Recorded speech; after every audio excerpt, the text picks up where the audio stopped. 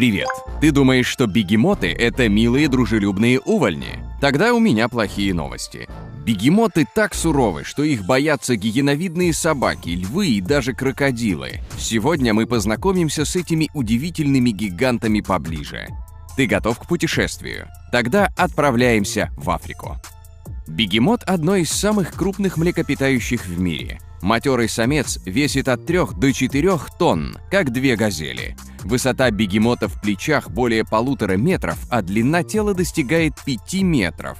Это длина ленд-крузера Прадо. Живут бегемоты в пресной воде. Это необходимое условие их существования. Дело в том, что кожа бегемотов не может удерживать влагу. Если животное долго находится на суше, у него наступает обезвоживание. Кожа у него пересыхает и трескается. В воде бегемоты и отдыхают, и играют, и даже спят. Утонуть гиппопотамы не боятся. Они умеют герметично закрывать ноздри и уши, чтобы туда не проникала вода. Взрослое животное может находиться под водой около 10 минут. Гиппопотам спокойно гуляет по дну озера, так же, как по зеленому лугу. На берег бегемоты выходят ночью, когда жаркое африканское солнце опускается за горизонт. Зачем? Чтобы поесть. Эти грозные гиганты пасутся так же, как самые обычные коровы. В день бегемотам требуется до 50 килограммов травы, а если попадутся овощи или упавшие из деревьев фрукты – отлично. Гиппопотамы обожают сладости. Когда в саванне наступает засуха, оголодавшие животные забредают на фермерские поля и объедают их подчистую. Бегемоты всегда используют одни и те же тропы и передвигаются по ним гуськом. Со временем они вытаптывают в земле канавы глубиной до 1,5 метров. Если гиппопотама испугать, он со всех ног бросается в воду, а чтобы ускориться, падает на брюхо и скользит по канаве, как бобслеист по трассе. Но пугаются бегемоты редко, у них нет для этого причин. Шкура у гиппопотама невероятно прочная и толстая, до 6 сантиметров в толщину. Для сравнения, длина коробка спичек всего 5 сантиметров. Сделать бегемоту укол – практически нереальная задача. Шприц такую броню не берет, а раны этим животным зашивают не нитками, а стальной проволокой. С такой мощной шкурой матерый самец может просто не обращать на хищников внимания. А зачем? Длина когтей у льва всего 8 сантиметров. Если король зверей атакует бегемота, он даже не сможет толком ему навредить. Так слегка поцарапает. А вот бегемот льву сможет. Пасть у гиппопотама невероятных размеров. Ширина челюсти достигает 60-70 сантиметров. К тому же они распахиваются на 150 градусов. Эти гиганты едят арбузы целиком так же легко, как ты ешь виноград. Сила укуса у бегемота достигает 120 атмосфер, а клыки – одни из самых больших на планете. Они вырастают до полуметра в длину и весят более килограмма каждый. И это не самые крупные. У матерых самцов бывают клыки даже метровой длины. Зачем травоядным животным нужны такие огромные зубы? Ты не поверишь, но это оружие. Выглядят бегемоты очень дружелюбно и забавно, но не надо судить по внешности. Эти неуклюжие гиганты очень агрессивны. Если 2 бегемота сходятся в драке, они сражаются до конца. Это, кстати, большая редкость в животном мире. Обычно драки между самцами заканчиваются позорным бегством одного из соперников. Бегемот, который победил всех соперников, становится полноправным вожаком стада. В него входит гарем из десятка самок, детенышей и несколько слабых молоденьких самцов. Матерый бегемот – настоящий король реки. Он владеет обширной территорией и защищает ее от любых конкурентов. Чтобы пометить границы своего царства, бегемот разбрызгивает хвостом фекалии. Крохотный хвостик вращается, как лопасти пропеллера, и пахучие метки разлетаются так далеко, что оседают даже на деревьях. Удивительно, но этот негигиеничный ритуал бегемоты используют еще и для общения. Собаки и коты при встрече обнюхивают друг друга, а бегемоты, ну ты понял, работают хвостиками. А теперь приготовься к настоящему шоку. Много лет мы думали, что бегемоты – убежденные травоядные. Но недавно ученые выяснили, что бегемоты всеядные, такие же, как свиньи. Главный источник мяса в меню гиппопотамов – падаль, но охотиться бегемоты тоже умеют.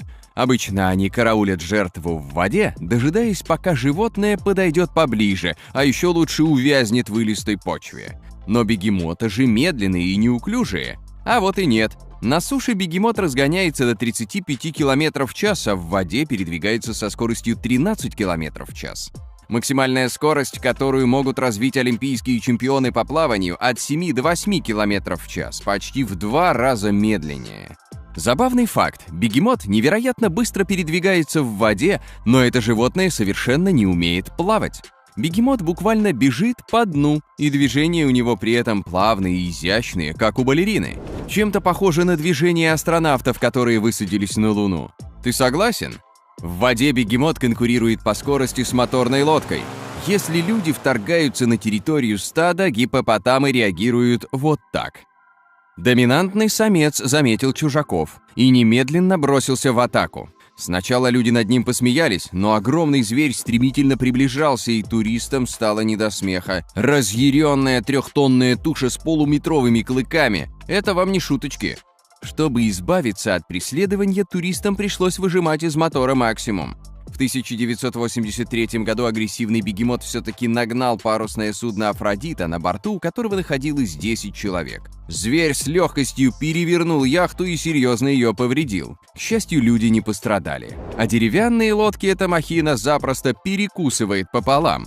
Автомобилей бегемот тоже не боится. Если водитель встретит на дороге этого гиганта, ну что ж, это проблема водителя. Бегемот таранит автомобиль и сминает его, словно картонную коробку. Еще бы, среднестатистическая машина весит от 1,5 до 2 тонн, бегемот в 2 раза тяжелее. Хищники обходят этих монстров 10-й дорогой и правильно делают. Вот что бывает, когда с бегемотом сталкивается крокодил. Заметив хищника, гиппопотам подплывает к нему и начинает толкать носом. Крокодил вяло огрызается и пытается сбежать, но бегемот не отстает. Он раз за разом окунает хищника в воду, бьет и кусает. Но обрати внимание, бегемот очень осторожен. Огромный зверь не хочет причинить вред, он просто играет с крокодилом. Ничего себе игрушка. Крокодил то огрызается, то пытается уплыть, а в конце концов вылезает на берег. Бегемот идет за ним. Теперь мы можем оценить размеры животного. Кажется, это довольно молодой бегемотик, еще подросток. Гиппопотам хватает зубастого монстра за хвост и треплет, словно кошка-мышку. Мне даже жалко этого беднягу. А теперь на берег выходят родители малыша, взрослые бегемоты. Неужели они атакуют? Что будет с крокодилом? Кажется, все обошлось. Взрослые особи просто наблюдают за игрой. Вдруг злой крокодил обидит ребенка. А теперь вообрази на месте молоденького бегемота взрослого самца. Такому чудовищу крокодил на один зуб. Может, с бегемотом справятся стайные хищники? Давай проверим. Стая гиеновидных собак загнала в озеро импалу.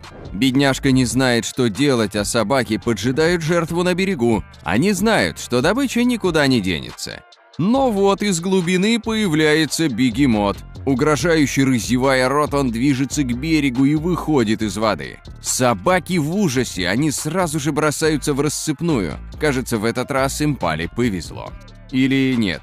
Мы-то знаем, что бегемоты не такие уж травоядные.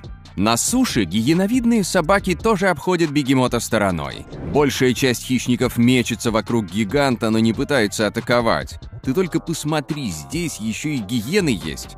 А гиены, между прочим, самые опасные хищники Африки. Гиены бегают со скоростью 60 км в час. У них мощнейшие челюсти, сила укуса достигает 90 атмосфер и очень острые зубы. А еще гиены работают командой. Они атакуют по очереди, прикрывают друг друга и отвлекают внимание противника. Но даже эти суперхищники пасуют перед бегемотом. Когда гигант разворачивается к гиенам, они позорно отступают. Даже львы опасаются бегемотов. Две львицы решили закусить маленьким бегемотиком, но мама на страже. Самка бегемота немедленно бросается в атаку, и хищники убегают, поджав хвост. И это при том, что бегемотиха довольно мелкая. Возможно, львицы смогли бы с ней справиться, но рисковать они все-таки не стали. Тем более, что рядом плавали другие бегемоты. Расклад явно не в пользу львов. А этот бегемот сам атакует прайд. Лев пытается отпугнуть гиганта, но бегемот наступает на него, и царь зверей убегает прочь. Кажется, он не собирается защищать свое семейство. Бегемот разворачивается и наступает на львиц. Грозные хищники терпят до последнего, а потом встают и уходят. Да, кстати, этот бегемот вовсе не вожак стада. Это небольшой самец, довольно молодой, и матерые бегемоты наверняка считают его лузером. Но прайду львов и этого хватило. Ты не поверишь, но бегемоты сражаются даже с акулами и побеждают. Известен случай, когда в африканскую реку заплыла сельдевая акула. Глупая рыбина решила, что может безнаказанно атаковать бегемота. Как бы не так. Гиппопотам вытолкал акулу на берег и там расправился с беспомощным хищником. Шах и мат, акула. Сейчас ты видишь, как вокруг стада бегемотов нарезает круги бычья акула. Это не монтаж и не какой-то трюк, а реальные съемки. Бычьи акулы действительно заплывают в пресные реки и подбираются к самому мелководью. Хищники прячутся в мутной воде и дожидаются, когда кто-нибудь зайдет в воду. Заметив жертву, акула делает мгновенный бросок, и обед готов. Но сейчас ситуация другая. Акула кружит рядом с бегемотами, но так и не решается напасть. Даже грозный морской хищник понимает, что с бегемотами лучше не связываться. Как ты думаешь, что было бы, встреться бегемот с медведем? Кто победил бы в схватке? Поделись мнением в комментах. Ставь лайк, подписывайся на канал и не забудь нажать на колокольчик. Не пропусти наш следующий выпуск, будет интересно.